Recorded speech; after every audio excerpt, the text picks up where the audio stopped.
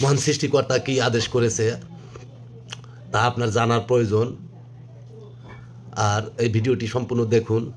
কাজী জাবের সাহেব কি বলে মন্তব্য কমেন্ট বক্সে অবশ্যই জানাবেন।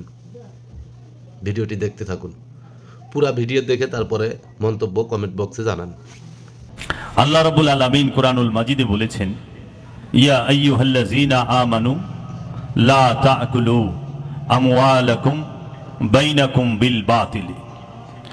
এর অর্থ হচ্ছে, হে তোমরা যাহারা ঈমান আনিয়াছ, তোমরা একে অন্যের সম্পদ অন্যায়ভাবে খায়ও না, ভোগ করিও না। এটা হলো সূরা নিসার 29 নম্বর আয়াত। সূরা ভিডিওটি শেয়ার করুন। কি বলছে?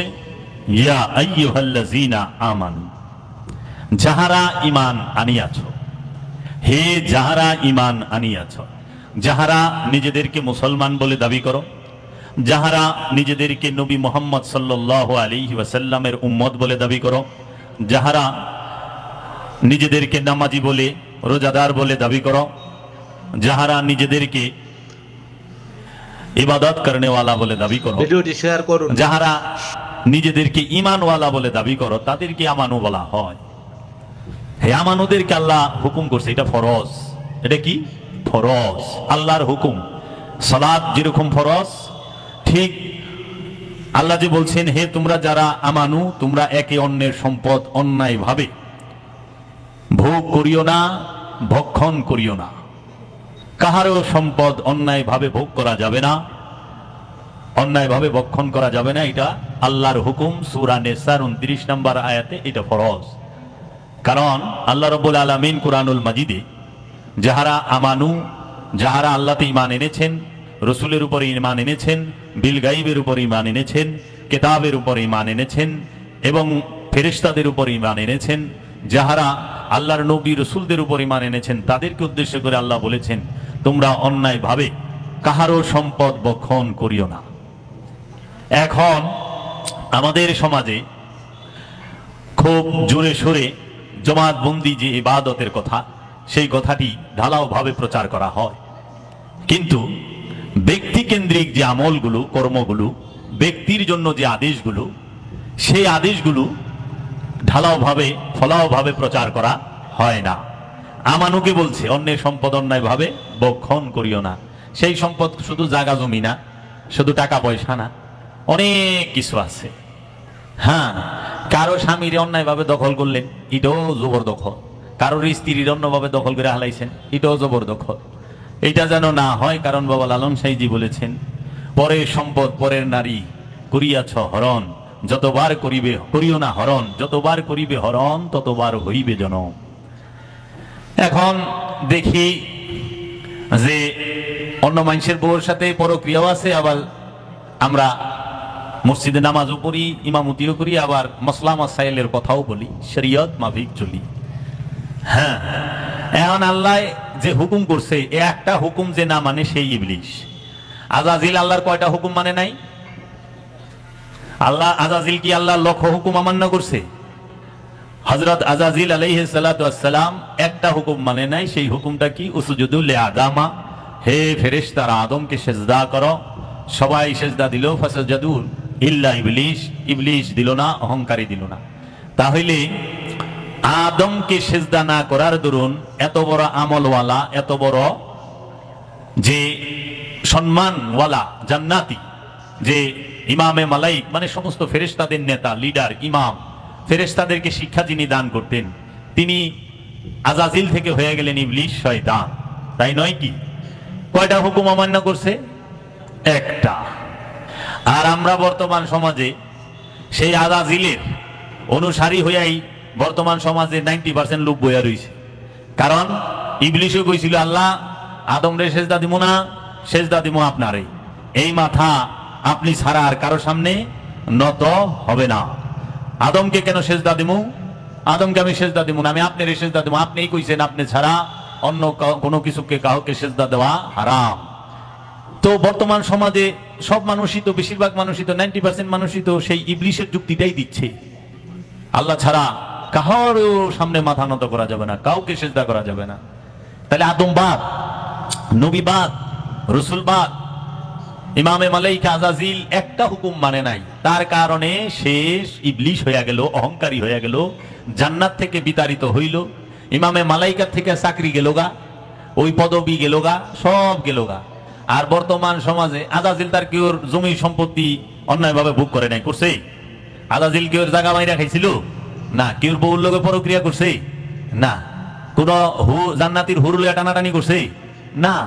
তো সে জান্নাতির হুর লইয়া টানাটানি করলো না, কেউর বউর লোকে পরক্রিয়াও করলো না, জায়গা সম্পত্তিও মাইরা খাইলো না, সে ওয়ারিসের সম্পত্তি মাইরা খাইলো না, সে কোনো কিছুই করলো না। তারপর ইবলিশ হয়ে গেলে একটা হুকুম না মানার কারণে। আর বর্তমান সমাজে আমরা কি করি? সম্পদ মাইরা খাই, মিশার কথা বক্কর বক্কর কই। আমরা আদমকে মানি না, আদমকে সেজদা দেওয়া শিরক বেদাত নাজায়েজ বলি। হ্যাঁ, মানুষ আর আদমকে এক কইরা ফেলাই। মানুষ আর আদম কখনো এক না। মানুষ যে তিনি হচ্ছেন শয়তান যুক্ত, কামনা বাসনা যুক্ত, মোহমায়া যুক্ত।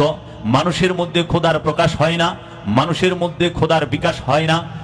যেই মানুষটির মধ্যে শয়তান থাকে না, যেই মানুষটি শয়তান মুক্ত, সেই মানুষটি মধ্যেই খোদার বিকাশ এবং প্রকাশ হয়, এবং সেই মানুষটিকেই বলা হয় আদম। আদম মানেই হচ্ছে শয়তান মুক্ত, খোদার দিদার প্রাপ্ত, খোদা প্রাপ্ত, খোদার নূরে নূরময়, খোদার নূরে সে পরিপূর্ণভাবে ভাসমান অবস্থায় থাকে। খান্নাস রূপী শয়তান যার মধ্যে থাকে না, যার মধ্যে আল্লাহ যে মানুষটির মধ্যে রূহ উৎকার করেছেন খান্নাস মুক্ত হওয়ার পরে, সেই মানুষটিকে বলা হয় আদম। আর যে আদম, যেই মানুষের মধ্যে আল্লাহ রূহ রূপে, রব রূপে প্রকাশিত বিকাশিত হয়েছে, ওইখানেই রব বলেছে ওয়ানুফাত্তু মিন রূহি, আমি যার মাঝে রূহ ফুঁকে দিলাম, উসজুদু লিআদম, সঙ্গে সঙ্গে সিজদা করবা। রূহ উৎকারের সাথে সাথে হে ফেরেশতারা, হে জিনেরা, তোমরা সিজদা করবা। কারণ সিজদা কখনো এই রক্ত মাংসের হাড়ের দেহকে দেওয়া হয় না, মানুষকে কখনো সিজদা দেওয়া হয় না। সেজদা দেওয়া হয় সেই রূপী রবকে। ওই রূপী রব জাত রূপে এই খান্নাস মুক্ত ব্যক্তিটি, খান্নাস মুক্ত নফসটি, খান্নাস মুক্ত মানুষটির মাঝে প্রকাশিত এবং বিকশিত হয়ে অবস্থান করার দরুন মূলত মানুষ রব্বুল আলামিনকেই সেজদা করে, রূহকেই সেজদা করে। নফসকে সেজদা করা যায় না। নফসে সেজদা মানে কি? আত্মসমর্পণ। আত্মসমর্পণ কাহাকে বলে? নিজ সত্তাকে, নিজের ইচ্ছাকে পরম সত্তার মাঝে, পরমের ইচ্ছার মাঝে সম্পূর্ণরূপে উৎসর্গ করার নাম হচ্ছে সেজদা। সেজদা কখনোই দেহের নয়, কারণ দেহ মুসলমান, দেহ তৌহিদে বাস করে। সেজদা দিতে হয় মনের, অন্তরের, কলবের। কারণ মনের মধ্যে শয়তান থাকে, দেহের মধ্যে শয়তান থাকে না। দেহ তৌহিদে থাকে, মন দুনিয়ায় বাস করে। এই দুনিয়ায় বাস করা মনকে তৌহিদ রাজ্যে প্রবেশ করাইতে হয় ওলিয়ে কামেলের সোহবতের মাধ্যমে, ওলিয়ে কামেলের সাথে ধ্যান সাধনার মাধ্যমে, ওলিয়ে কামেলের সাথে মুরাকাবা মুশাহেদার মাধ্যমে। এই ওলিয়ে কামেলের সাথে মুরাকাবা মুশাহেদা করে এই মনকে খান্নাস রূপী শয়তান মুক্ত করতে হয়, কামনা মুক্ত করতে হয়। মন থেকে কামনাকে ঝেঁটিয়ে বিদায় করতে হয়, মন থেকে কামনাকে আত্মসমর্পণ করাইতে হয়। তখন সে হয় মুসলমান। আল্লাহর দরবারে দেহের নত কোনো দাম নাই, কারণ আল্লাহ বলে নাই যে আমি তোমার দেহের খবর রাখি।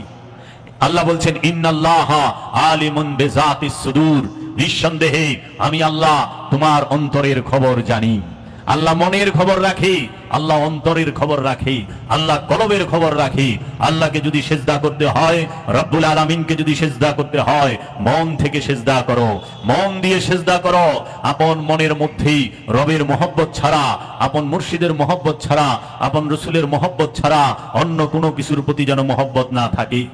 শুধু কান দিয়া শুইনো না, মন দিয়া উপলব্ধিও রাইখো। সবাই কান দিয়া শুনো, আমল নাই, উপলব্ধি নাই। তোমাদেরকে আমি বাস্তব একটা ঘটনা বলবো আজকে, এখান থেকে তোমরা যদি শিখার হয় শিখবা, না হলে নাই। কারণ মানুষ তার যে জন্মগত স্বভাব, কোরআন বলেছে আল্লাহ বলেছে নিশ্চয়ই ইন্নাল ইনসানা খুলিকা হালুয়ান, নিশ্চয়ই আমি কি মানুষকে সৃষ্টি করেছি অস্থির চিত্ত দিয়ে। আল্লাহ বলেছেন নিশ্চয়ই আমি মানুষকে সৃষ্টি করেছি লোভ দিয়ে। আল্লাহ বলেছেন নিশ্চয়ই আমি মানুষকে সৃষ্টি করেছি অধৈর্য দিয়ে, অহংকার দিয়ে। মানুষ জন্মগত লোভী, মানুষ জন্মগত অহংকারী, মানুষ জন্মগত ভাবে অকৃতজ্ঞ, মানুষ জন্মগত ভাবে জালিম, মানুষ জন্মগত ভাবে গাফিল, মানুষ জন্মগত ভাবেই সে অত্যাচারী। এখন এই মানুষের যত গুণ আল্লাহ কোরআনে বলছে প্রত্যেকটা গুণ খারাপ গুণ। আর আল্লাহ বলছেন আদম সম্পর্কে, আল্লাহ বলছেন আমি আদমকে সৃষ্টি করেছি আমার নিজ হাতে, আমার নিজ হাতে আমি আদমকে সৃষ্টি করেছি। আল্লাহ কোরআনে বলেছেন, আল্লাহর হাবিব হাদিসে বলেছেন খালাকাল্লাহু আদামা আলা সূরাতিহি, আল্লাহ আদমকে তার নিজ সুরতে তৈরি করেছেন, মানুষকে নয়। মানুষ কখনো আল্লাহর সুরত না, আল্লাহর সুরত হচ্ছে আদম। আল্লাহর সুরত হচ্ছে আদম, মানুষ নয়। কারণ মানুষ যদি আল্লাহর সুরতে হয় তাহলে নমরুদ আল্লাহর সুরতে হয়, ফেরাউন আল্লাহর সুরতে হয়ে যায়, কারণ ফেরাউনও মানুষ, নমরুদও মানুষ।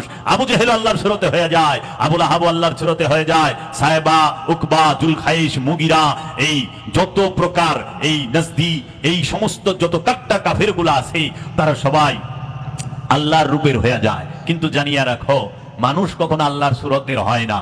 আল্লাহর সুরত হচ্ছে আদম, আল্লাহর সুরত হচ্ছে সমস্ত নবীগণ, আল্লাহর সুরত হচ্ছে সমস্ত রসুলগণ, আল্লাহর সুরত হচ্ছে সমস্ত ওলিয়ে কামেলগণ। তোমরা একটু গৌর ভাবে তাকায়া দেখবা আল্লাহর ওলির দিকে, যে মানুষের সুরতের সাথে আল্লাহর ওলিদের সুরতের মিল আছে কি নাই। জাহিরি ভাবেও পাইবা না, দৈহিক ভাবেও তাদের সাথে মিল পাবা না। বাবা জাহাঙ্গীর আমার মুর্শিদ কিবলা ও কাবার নূরের চেহারা মোবারকের দিকে একবার তাকায়া দেখো তো, সাধারণ যে বাহ্যিক মানুষগুলো আছে তাদের মতো দেখা যায় কিনা, পাবা না। যত ওলি আল্লাহ আছে তাদের চেহারাটাই যেন কেমন অসাধারণ, অপরূপ, অসম্ভব সুন্দর। সেটি কার? আল্লাহর ওলি। এর জন্য আদমকে সেজদা করা ফরজ, আল্লাহর হুকুম। মানুষকে সেজদা করা হারাম, আল্লাহর নিষেধ। মানুষকে সেজদা করার কথা কোরআনে কোথাও নাই। আর আদমকে সেজদা করার হুকুম আল্লাহ সর্বপ্রথম, যদি এই সৃষ্টি জগতে এবং লা মাকানের এই তৌহিদ রাজ্যের মধ্যে সর্বপ্রথম আল্লাহ যদি কোনো হুকুম করে থাকেন, সেই হুকুমটি হচ্ছে উসজুদু লি আদম, আদমকে সেজদা করো। যারা আদমকে সেজদা করে না তাহারা ইবলিস, যারা আদমকে সেজদা করে না তাহারাই শয়তান, যারা আদমকে সেজদা করে না তাহারাই মারদুদ, যারা আদমকে সেজদা করে না তাহারাই হচ্ছে খান্নাস। এই যাই বলবো যে ওলিয়ে কামেলকে সেজদা করা হারাম, তখনই বুঝবা এটা খারা ইবলিস, উপস্থিত ইবলিস হাজির হয়ে গেছে।